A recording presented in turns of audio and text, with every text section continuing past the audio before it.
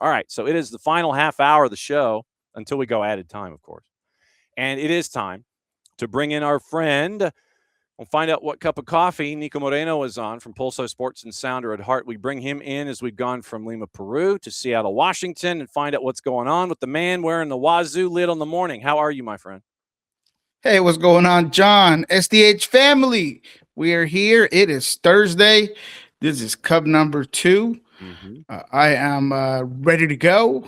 Woke up early again this morning. We're back at it now. Got all the juices flowing. I'm ready to go. All right. So we will waste no time and find out about the week that you have experienced. And going backward, obviously, we've got to start with Seattle. 15th time in a row that there has not been a result on the winning side for Seattle at Rio Tinto. Juggled lineup for RSL because of injuries and such. No Luna, no Yedlin, no a couple of others. And it still ends up as RSL with the youngins getting the win. Now that you've had a couple days to think about it, what sticks in your head? Look, there is just no explanation for the Sounders' inability to win at America First Field. There's just no real explanation. This particular game was unlike probably any that the Sounders have had over the last 3 or 4 years because they were just so much better than RSL for large parts of this game. It took Rafael Cabral to have a phenomenal, almost superhero-like performance to keep RSL from either losing that game or at the very least dropping points, because there was a certain part of the game where the Sounders found their groove. I think in the second half, some of the substitutions really helped out the transition play for the Sounders. I thought that they were a lot more direct when Musovski was on the field. And overall, I just thought that RSL, as the game went on, they started getting deeper and deeper and giving more of not just the ball for the Sounders, but giving them more field, and they absorbed a lot of pressure. But look, Cabral just had a phenomenal game. And I don't want to take anything away from RSL. I thought they were very good. They knew they were going to be direct. They knew that they were going to be a team that was going to look for the spaces behind the back line for the Seattle Sounders. That the Sounders practiced it all week. They knew what they were going to get into when it came to this RSL team, and still RSL was able to do it. Gazzo had a phenomenal game. I think Hazakani is a very promising young man. He reminds me of RSL's version of Paul Rothrock. I think he's going to be in the rotation this year. Obviously, the big DPs are going to come in and the big new acquisitions are going to come in, so he might not get all the play time, but he was very good. Nuhu had a hard time. I think defensively, that's the biggest problem for Seattle in this particular game. There was just so many moments, so many times where whether it was not winning the duels or just ball watching. That second goal is straight up ball watching. I'm not sure why Nuhu is that high up the field. I'm not sure why he's not checking his shoulder, checking his hip to know where Gazzo's at. It's one ball from Quinton. He's out in space. Yamar is late. Jackson Reagan is late. It was just a bad second goal to give up.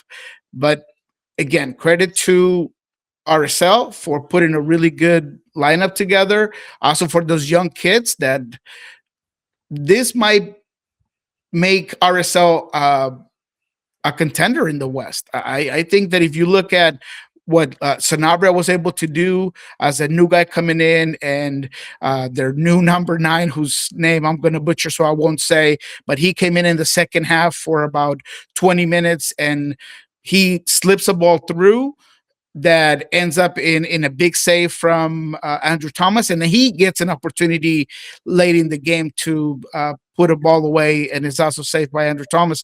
But he looks really good. I think RSL is really working with something, but RSL gets the win. Sounders go back home once again without a loss. They haven't won in RSL since 2012. We'll see what happens. There's no logical explanation other than Rafael Cabral did it all. Yep, Rafa Cabral on the night. We talk about goalies standing on their heads in situations. 6 saves on the night. Goals prevented, if you believe in these kinds of numbers, 1.64. Saves inside the 18. He had 4 of those. 1 punch clear and 2 runouts on the night. You mentioned Morgan Gilavogi, who came in for 20 minutes, and in his 20, it was more like 18 plus, but XG of 0.48, 2 shots, XG on target. So the X got it's like they're just throwing X's at me now, and I have no earthly idea what they are. I'm just sitting here reading X numbers now. 0.32 expected goals on target, 0.48 expected goals. So XG and X got. I'm like, okay, fine. 1 shot on target, 1 big chance missed, 1 offside for Gilavogi as he's getting into Pablo Mastroeni rhythm. You mentioned that right-hand side with RSL coming to Atlanta. We caught up with Landon Southwick from RSL yesterday, and the notion that Hezarkhani, and this is all things being equal. Like I said, we don't know the injury status of Diego Luna or DeAndre Yedlin or the other 3, Olatunji or the other 2 that did not play. But all things being equal with that starting 11, look at the right-hand side of the attack with Hezarkhani and Gozo going up against the left-hand side of the defense. That's my matchup, and that's kind of what I'm staring at, all things being equal, not knowing health status going in. Lineup for you. You mentioned Andrew Thomas in net, back 4, Nuhu, Jackson Reagan, Yamar, and Alex Roldan. Hassani Dotson, who had he got the oopsie call from Pro about his goal. Christian Roldan, Ferreira, Rusnak, Rothrock, and Osaze de Rosario up top. So, yeah, Hassani Dotson got the word from the league that, we had an oopsie on your goal. So, yay, great. Thanks for telling me that now, huh? Yeah, really appreciate it, refs. That's not going to do me any good, but I do. I don't want to take too much time, but I do appreciate that transparency from Pro. They got to do better.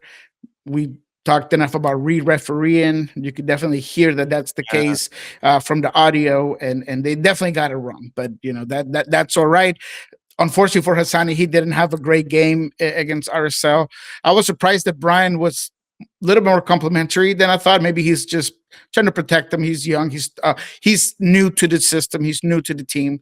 But that first goal, if he clears that ball rather than trying to put a compromising ball into Christian Roldan, it doesn't get picked up. It doesn't get put out to Sanabria. Sanabria doesn't put it into the 18 where Hezarkhani is able to get his shot on it. But that's just what happened. So Jose Rosario is another player that in this starting 11, his leash is very short. I think maybe he gets one more run in as the starter against St. Louis. But if he doesn't perform, it might be that Danny Musovski show one more time until Jordan Morris gets back. Maybe not. Maybe he stays the 9. But yeah. Paul Arriola came in as a sub late in the second half, and by all accounts, when you're catching up with Paul these days, he says he's ready to go full, start the engines, and I'm good to go. What's the feedback on that? Paul Arriola, I'm going to go ahead and just bring it out. I think Paul Arriola is going to start against St. Louis City. Yeah. I don't know if he's going to be ready for 90. But the big news this week at a training, Paul Rothrock apparently did something to his ankle in this RSL game. He has not practiced yet. Brian Smetzer said that they're looking at it, that he hit it or knocked it. This kind of the word that he used, dinged it. But he hasn't been around, and I'm not hearing that he is been in the facility necessarily, so I don't know what's going on. I'll be down there today, but that's something to look at. An ankle could be difficult. It could be something else. Georgie Manungu also has an injury that apparently is going to be. He's going to stay with the team, and he's going to be available depending on his pain tolerance. Doesn't sound great. Brian said he's got a crack in his right foot, so some sort of fracture, but he's going to be playing on it. So wingers are starting to fall for the Sounders. No Jordan Morris. Obviously now with Georgie Manungu, we'll see what happened. And Paul Rothrock, hopefully nothing's wrong. But yeah, not looking great. But for sure, Paul won't be ready for this game on Saturday. So it will be Paul Arriola. I see maybe a Sounders team that is going to play in the 3-5-2 with Paul Arriola as that wing back. in the absence of Paul Rothrock. So yeah, lots happening here for the Sounders. Yeah, and you're going up against a St. Louis City team that you don't really know what to expect. Joao Klaus goes in the offseason. He's now with LAG. He's doing what you anticipated that he would be doing in a St. Louis uni, but in Los Angeles now. Offensively challenged is probably the best way that I would phrase St. Louis from what I've seen.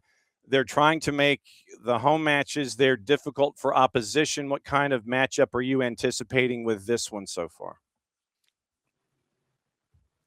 It's going to be a game that's going to be hard to analyze because the Sounders have a midweek game against the Whitecaps for CCC. I think there's going to be some rotation. I think St. Louis is a team that wants to play with the ball, but they don't really necessarily have all the weapons. I think they depend a lot out of Edelman and Durkin to really handle the ball and perhaps give them a little bit of tempo and control the tempo, but they haven't been able to do it because San Diego was just so much better. Charlotte, I thought they were better than Charlotte in game one, but they were unable to get the win. They did get the draw.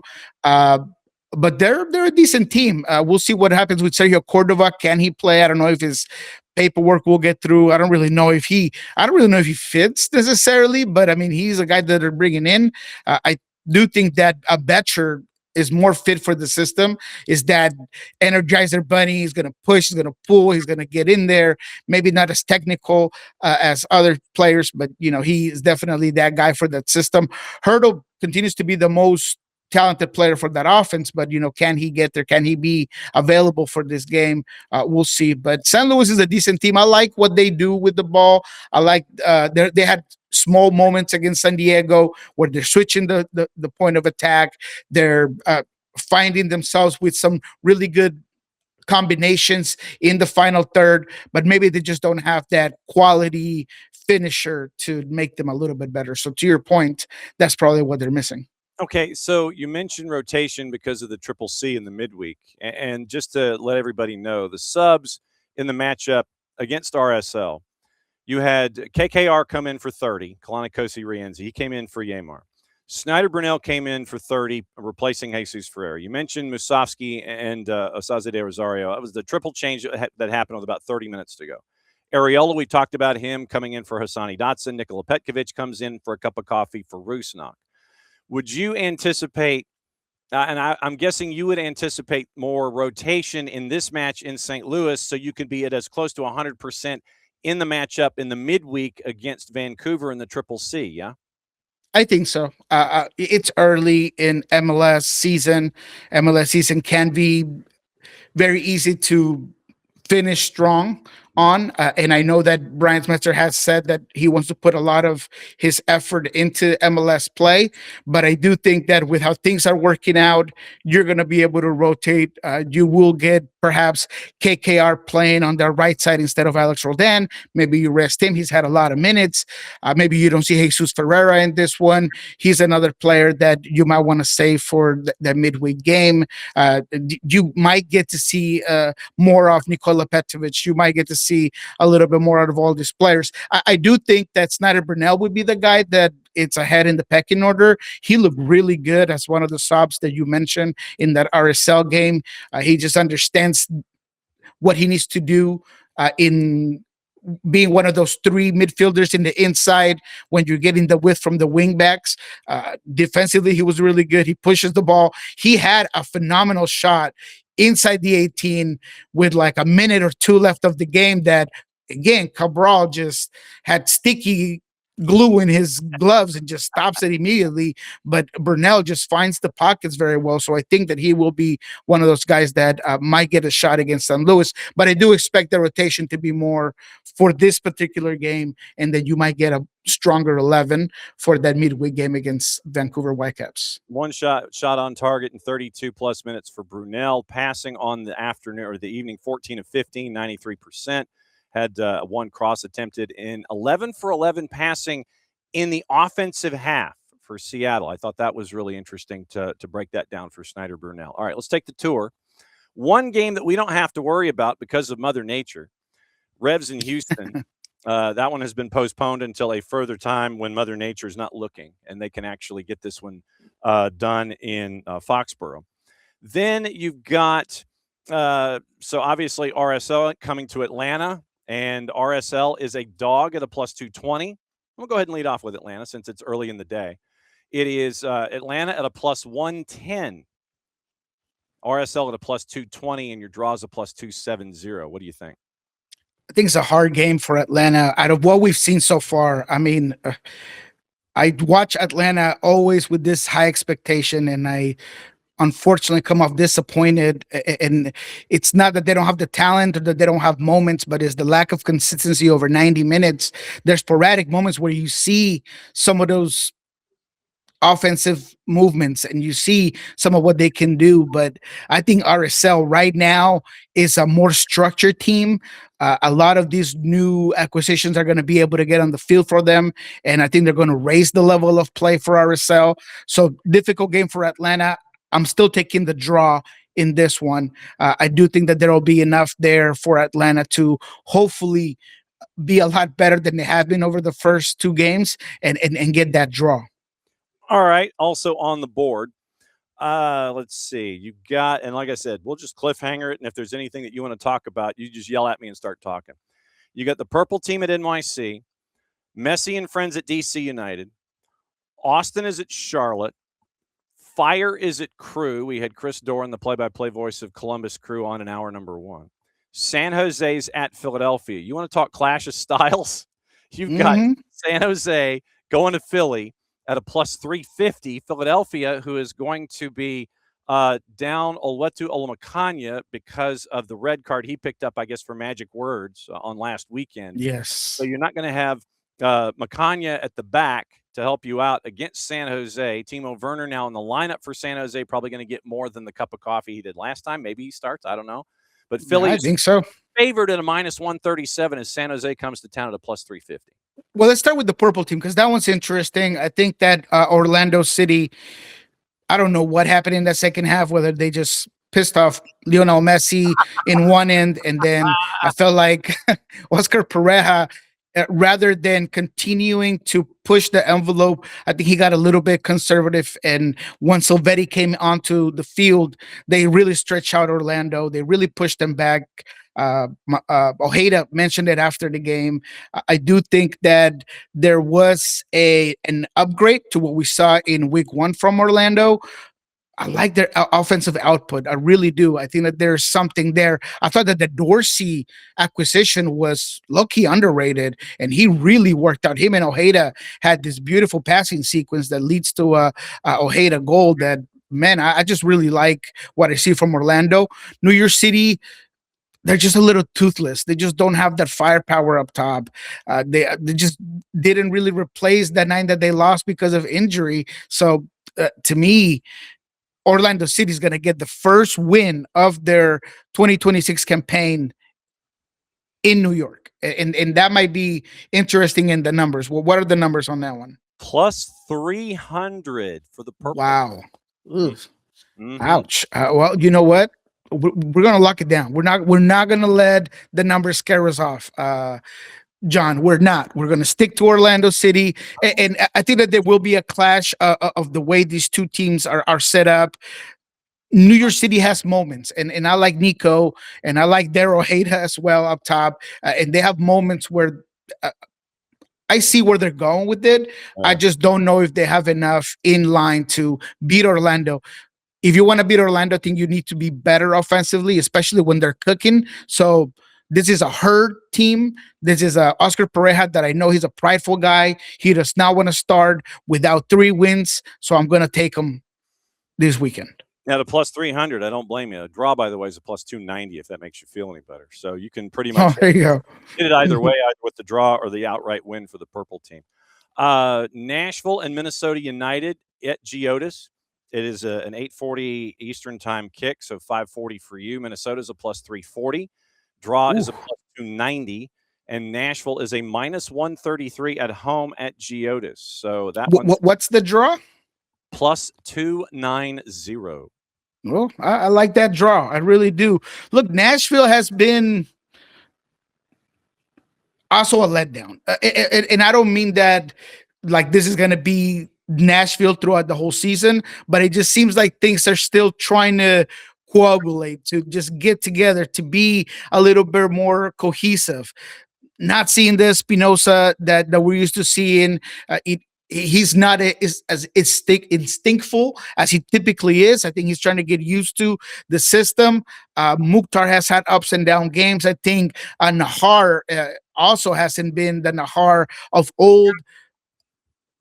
So in the attack is where I have my issues, and it's not just the fact that they're not getting goals, is just the fact that they are not creating enough chances, and they're really struggling in that department where you thought that with the pieces that they brought in, that was going to be an easy no-brainer, that they were going to get better at chance creation, but the volume hasn't been there for Nashville. That concerns me. But in this particular game against Minnesota, we'll see what happens if James Rodriguez is ever going to start, is ever going to play a game. I think maybe in this one he could get minutes, but to me this has draw written all over it. Okay, plus 290. Sporting hosting San Diego FC, the Croman Azul, as they hit the road going up against Sporting. Sporting, so far they've kind of skated by. They've gotten some decent numbers. A lot of folks thought that they were going to be looking in the cupboard for the spoon that is wooden, but they got a big point against Columbus last time out. And they are a plus 300 at home hosting San Diego FC at a minus 120. I think San Diego FC is just mad, and I think that they're just going to keep trying to pound folks as much as possible. San Diego is just too good. They're just too good in possession. They're too compact. Their defensive line just placed at a different level, and is the defense, is the way they come out with it.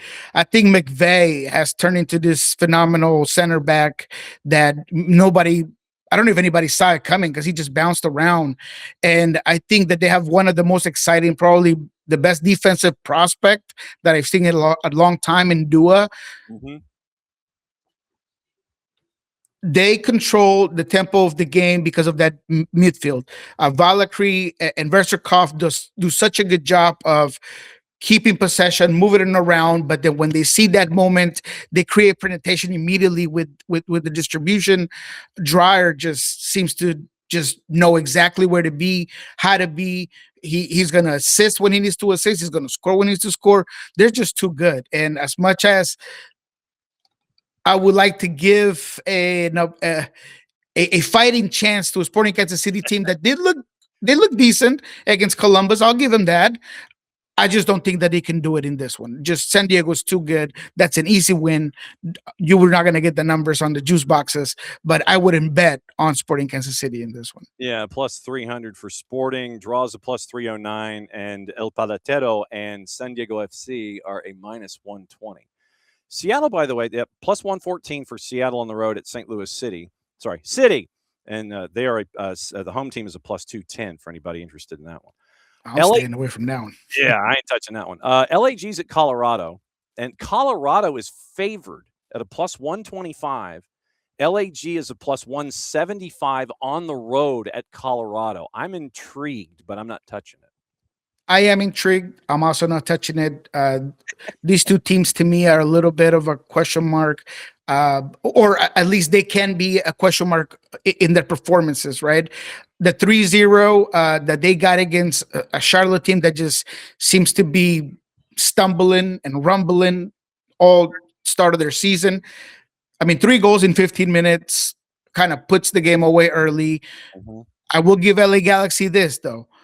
They controlled the game from beginning to end.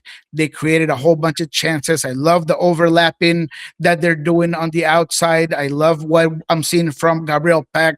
I think Joe Klaus, and I've said this from the very beginning, he fits this offense.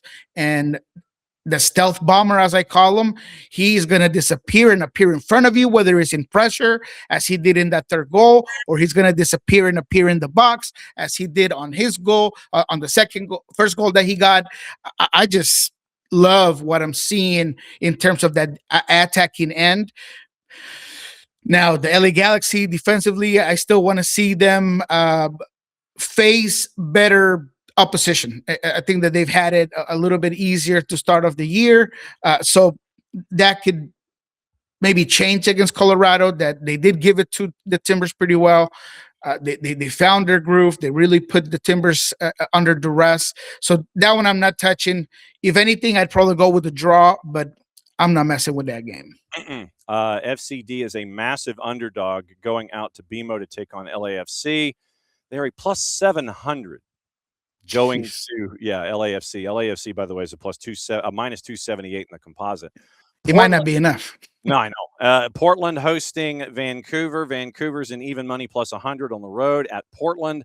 Portland is a plus 240, and the draw is a plus 300 on the nose. And then you have your two matches on Sunday. Baby Bulls hosting CF Montreal, and they are a massive favorite at a minus 182. CF Montreal might be grabbing after that spoon in the cupboard, just because how they're getting lit up early this season. And then FC Cincinnati and Toronto wrapping things up on the weekend. Toronto's a plus 309. They've officially introduced Josh Sargent. And FC Cincinnati is a minus 1.25 against Toronto FC. I still think that FCC takes care of business. Draws a plus 280. I'm not touching it, but I still think FCC takes care of business. I like the draw. And the only reason I say that is because Cincinnati, they play Tigres midweek. And I know that Pat Noonan is going to be counting on hopefully Evander getting back, keeping some guys healthy. There might be some rotation, although he's not a rotation type of guy, but maybe his current situation with the roster might force him. Toronto, I mean, they are as leaky when it comes to goals as any team. Have they given up 6 already? I think it's 3-3 in their first 2 games. Something along those lines. I mean, they've been bad, right? But what happens with Josh Sargent? Does he give him another guy? I don't know if he'll be ready for this game. I like Sifu. I was being a Sifu guy, Cifuentes. I'm hoping he continues to get better with Toronto. So this one, I don't know why I feel like it's going to be an ugly, not very exciting game with a lot of stoppage where nobody really wants the ball and it just doesn't come with a lot of goals, but I do like the draw in this one. And you are correct, sir. Toronto has given up 6 in their first 2. It was 3 to Vancouver and 3, and so Dallas. In Dallas. So you end up with all those so far. So you lose that one, and you lose the other one, 3-2 in Dallas at Toyota. So you give up 6. CF Montreal, by the way, has given up 8. They gave up 3 to Chicago and 5 to San Diego in their first 2. Orlando City, the purple team's given up 6. And check this out. In the West, no one has given up any more than 5 goals, and that's Sporting. Everybody else, Portland's given up 4. Everybody else is 2 or 3 or none. You've got 4 teams in the Western Conference that haven't given up a goal in the first 2 matches so far this season. San Diego FC, San Jose, LAFC, and Vancouver, the top 4 in that conference, have not given up a goal yet this year. It's just quality coaching. Is the rosters that had some of that continuity into the season, and I think you're seeing that. San Jose is the one that I did not expect to be up there. Now, again, it doesn't matter who tells me that this is what we're going to see from San Jose the rest of the season. I don't want to take any, excitement about what Bruce Arena's been able to do down there, but that's a pretty easy start of your season. I think that San Jose will get better with Timo in there, but let's just wait on it. I was surprised to see some of the comments about how this team is going to take off and they're going to be this dark horse. I think it's just too early. But San Jose is a team that I didn't expect down there. And the Sounders obviously being as down as they are, it's just one game, but I think they should recover. Yep. All right. So what's going on with the Sounded Heart Pulso Sports and your upcoming trip to Providence and Swedish tire change and framing and picture framing shop? Yeah, of course. Look, I was not going to go to practice today because I feel like I've been there so much, but I'm going to go. I'm going to go just to make sure to see what happened with Paul Rothrock. I think that's what everybody wants to know. Is he going to be, if he's there today, maybe it's nothing, but if he's not, you know, I was talking to Jeremiah Oshan yesterday. He said that at some point prior to coming to the Sounders, Paul Rothrock had a surgery on one of his ankles. Hopefully, this is not the ankle that's been hurt. I don't know. I don't want to freak anybody out, but I'm kind of freaking out. So I'm going to be going to training and seeing what happens, seeing if he's there.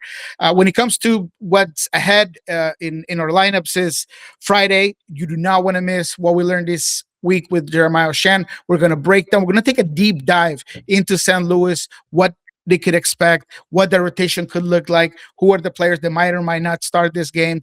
We might give you a lineup builder as well and try to figure out who Brian might be able to put in there. So that one's going to be fun on Friday. On Saturday, on Monday, we'll do kickoff with Ari Lillenwald. We'll break down the entirety of the week. And on Pulso, you'll find all of the voices of everyone that we talked to throughout the week. Do wait, though, for that. Our first Coach's Corner of 2026 will be with João Paulo. We talked to him, and I got to give you a little sneak peek. Just such a wonderful guy to talk to. He basically tells you how he didn't quite get to say goodbye to the fan base. He's still here, but JP the player is not. So he just talked about how he wants to say goodbye to the fans from being JP the player to now being JP the coach. Had a great time talking to him about what he's done, the difficulties, what's been the hardest thing of trying to separate the player from the coach and the coach from the player, some of the new hobbies that he's gotten into because he finds himself with a lot more energy after days of work that he did when he was a player. So it's a really good interview with JP that we had for the first Coach's Corner segment of 2026. And you're going to be able to find that, I believe, in Love and Scorchers.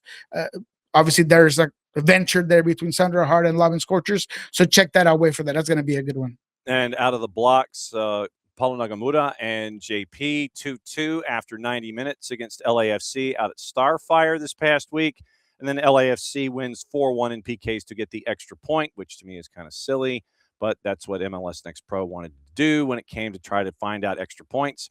Instead of leaving with one, you win PKs, you get an extra point, and so that's where that lies. And this week it is a trip to SaberCat Stadium for the Defiance as they take on Dynamo Dos, and that one is on Sunday night, 7 o'clock Eastern time. And you can catch that on OneFootball on MLSNextPro.com and on MLS YouTube. As always, my friend, great to see you. We'll catch up with you again next week, and we'll break it all down, and we'll have fun talking about all the things. Official term. You the man, John.